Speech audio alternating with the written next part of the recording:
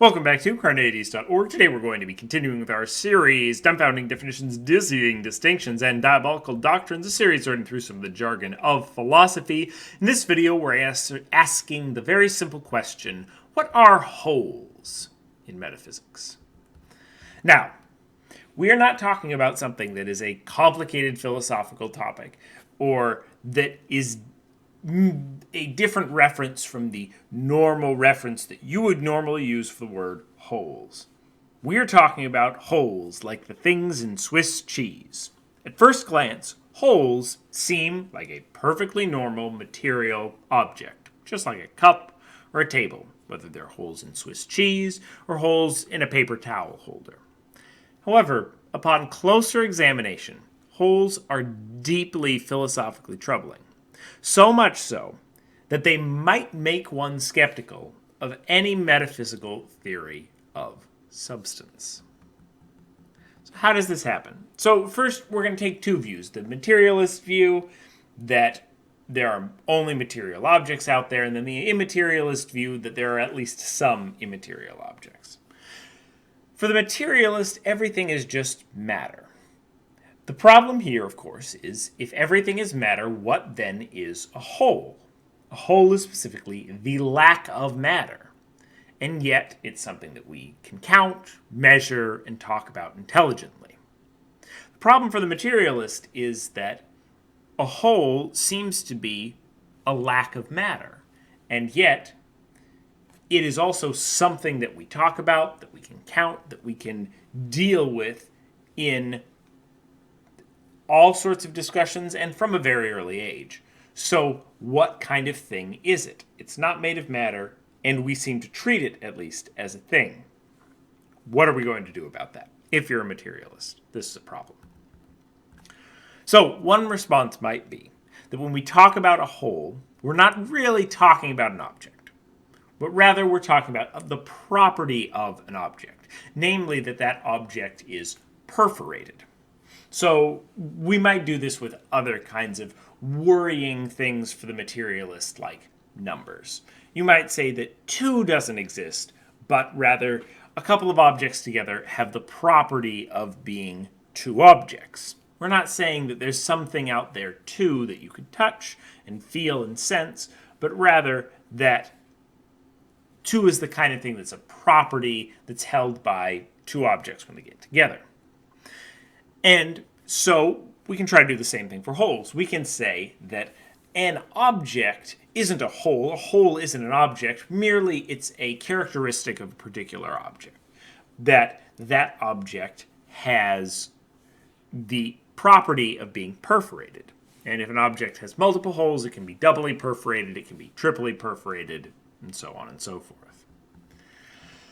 However, this explanation has some issues. Imagine you have a piece of paper with 3 holes and 3 paper towel tubes with 1 hole each. You might say that the paper is triply perforated, while the tubes are each singly perforated. The tubes have 1 hole, the paper has 3 holes. The challenge is that you would need to tie yourself into knots and possibly not be able to say that there are the same number of holes in the piece of paper as in all the paper towels combined. Since the property of singly perforated is not importantly related to the different property of being triply perforated. And you might run into some troubles here. And it's not that the property of being triply perforated is held by the paper towel holders collectively, because they each hold the property of being singly perforated, while the piece of paper holds a completely separate property of being triply perforated. Additionally, if that's not convincing, it may be hard to compare the size of holes with the size of other things, if holes are treated like predicates. For example, the mouse was larger than the hole.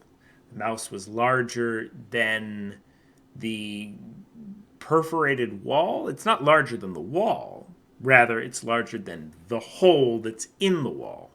You might say, well, we can have separate properties for different sizes of holes, but that seems even more concerning. How do you have a separate property for every possible size of a hole, given that that seems to be a continuous spectrum, not a separated out spectrum?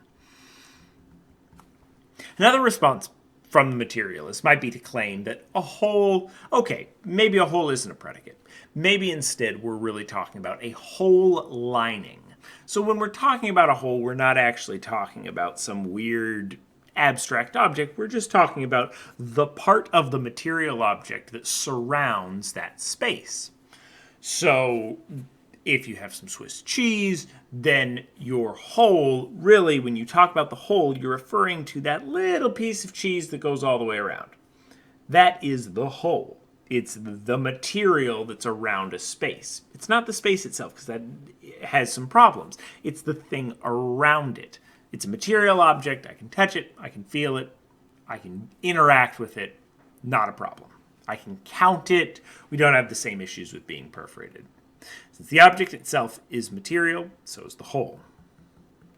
However, this has its own range of problems, such as one would not say that a whole is made of cheese, but the whole lining, or that whole surround, is made of cheese.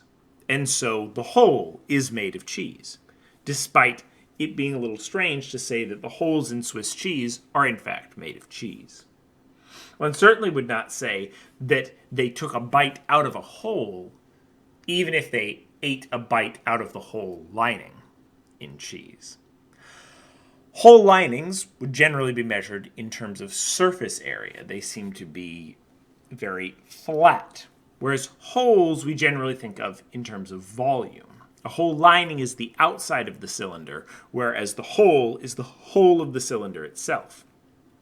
And it's unclear how far into the material a whole lining extends. Is it 1 molecule's worth of cheese? Is it 3 molecules worth of cheese? Is it less than a molecule's worth of cheese?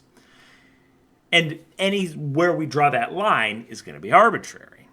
And claiming that many whole linings exist, and it's just an infinite number of whole linings exist around any given whole, then we run into issues of counting the number of holes again. In fact, your Swiss cheese has an infinite number of holes because there's so many linings around any given hole. So, having concerns with this, one might then claim that holes are simply the stuff or the space that they contain. So holes aren't a property, they're not the whole lining on the outside, but they're actually what's inside. They're the thing that's inside. Even if I have a piece of Swiss cheese, there's a certain amount of air that's inside that piece of Swiss cheese, and that is the whole. It's the stuff that's in the middle. You move your cheese around, we start running into some issues, though, because then you're moving the whole, but you're not necessarily moving the air inside it. That air probably stayed put. You moved your cheese, and you have an issue. Where did something else just suddenly become the whole? And if so, what is it in virtue of what is that thing the whole? And it seems like we would usually refer to that as moving the whole, as opposed to turning something else into the whole, which is worrying. Even worse, we have issues with just logical consistency. Imagine, because holes can have then contradictory properties. Imagine you take a larger hole, say a hula hoop, and you spin it in one direction. It keeps spinning, and so the hole is spinning, given that what's inside the hole is spinning. However, if we then took a smaller hole, put it inside, and spun it in the opposite direction, that smaller hole would be spinning in the opposite direction because the hole itself is spinning in that direction. The issue, of course, then, is that the space that's inside both holes is simultaneously spinning in both directions. So, even if we take the space within the hole and not the physical molecules of air to be the whole, we run into this kind of a problem.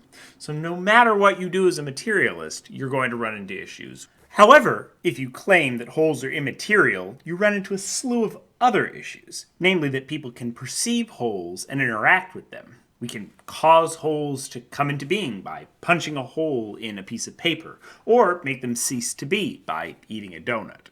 They seem to have at least a general material location as well, as I can pick up a piece of Swiss cheese and move it around, and it seems like the hole's moving, and I can cause that hole to move.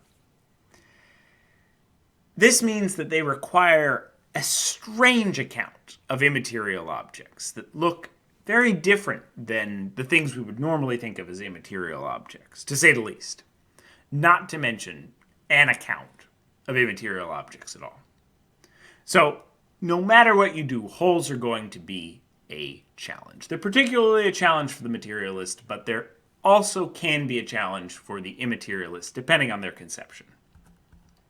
For an amusing take on this, check out David and Stephanie Lewis's paper, Holes, available for free online. What do you think? Is this a real issue for materialism, or is this just a bunch of philosophical nonsense that doesn't have any bearing on any questions of whether the world is made out of material or whether it's made out of non-material? If you think it's nonsense, how do you deal with holes? What do you think of them? Do you think they just don't exist and we are just talking nonsense when we say things about holes? Or is one of these positions particularly convincing to you? As a skeptic, I'm worried about them at all. And I have the great position of being able to say, I don't know. I don't know if materialism is true. I don't know if immaterialism is true. I don't know what a hole is. Write your thoughts in the comments below and watch this video and more here at Carneades.org, and stay skeptical, everybody.